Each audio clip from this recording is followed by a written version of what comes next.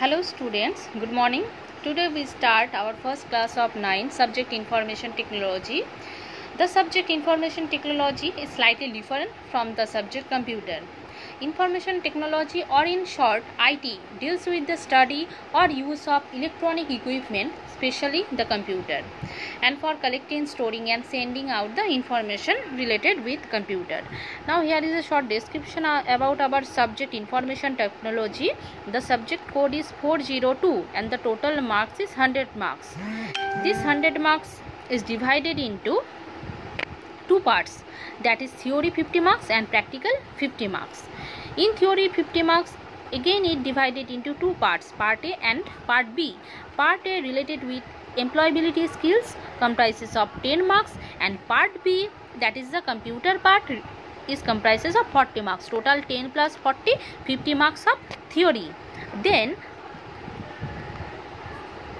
part C and part D, that is the practical part, comprises of total 50 marks. As I am telling to you that when we need to exchange our thoughts about the information of computer, that time first we need to communicate with each other. So first we need to know what is communication.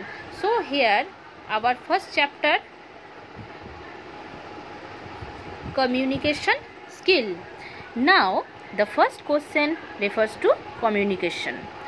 Communication refers to a process of exchanging facts, ideas, thoughts, beliefs or opinions between two or more individuals by means of verbal or non-verbal language. Verbal language means exchange the thoughts by using the words or verbally spoken words or in written form, and non-verbal language means using signs, symbols, expressions, body language, etc. Now 2 number question, communication cycle. Actually communication means I am the sender, I thought I have an message what I need to transfer to you. So you receive the message means you are the receiver or recipients. How can I send the message to you? The total cycle is known as communication cycle. Here the definition is, it is the entire process of communication in which the message is originated and sent to the right person through a proper medium.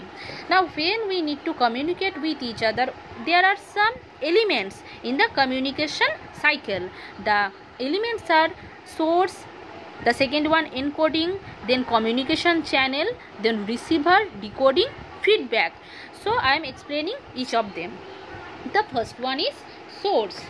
Now actually source is the sender or the person who wants to send the information. Now then message comes. Okay, message is that idea or information that we need to send. Then encoding comes. Encoding refers to a process that puts the thoughts in a framework of symbol or words. Means when I going to send you some information, that time I am using some language. So here this language or how I give the information to you is the encoding. Now communication channel. Communication channel means by which or things I send you the information to you. Nowadays we use the mobile, laptop, computers, internet, by sending the messages to each other. So these are the communication channel. If you want to send any letter, that time communication channel may be the post office. Now the fourth one is the receiver. Receiver or recipients or the destination is the people who receive the message. After receiving the message, decoding means understanding of the receiver. Means I am sending one message to you. After getting the message, you have to understand the message. No. So the understanding part is called decoding. After understanding, you need to say something to the sender again. So this is the feedback. Feedback requires to the response of the receiver to the message of the sender. Means how you get the information, you need to say something about it. So this is a feedback.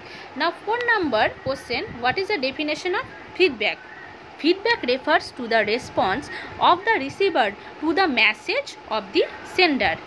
Now, not every communication is effective. Effective means total, all the communication cycle go through smoothly. That is called the effective communication. Here the definition is, communication can be called effective only if the receiver interprets the message as desired by the sender.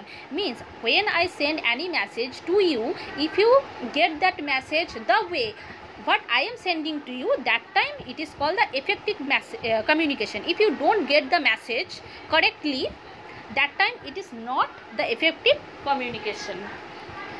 Now 6 number question, the 7 C's of effective communication.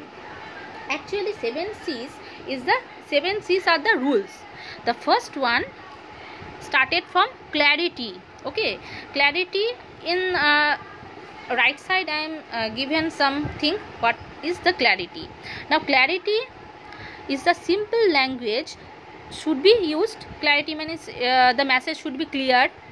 Now second one, the completeness. Completeness contain all the information, means the message need to contain all the information in it. Third number, conciseness. Conciseness means the message including only relevant information, no other informations. Only relevant information must be there in the message. Now fourth one is consideration.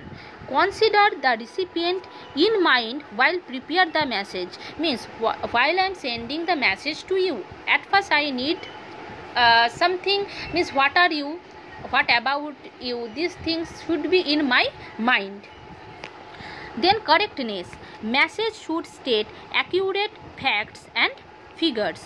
Then concreteness means the message should be specific and to the point, because nowadays we don't have so much time to do it a very long message, so your message should be precise.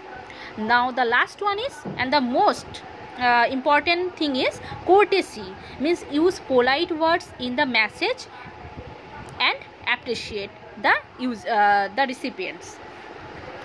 Now when we get communication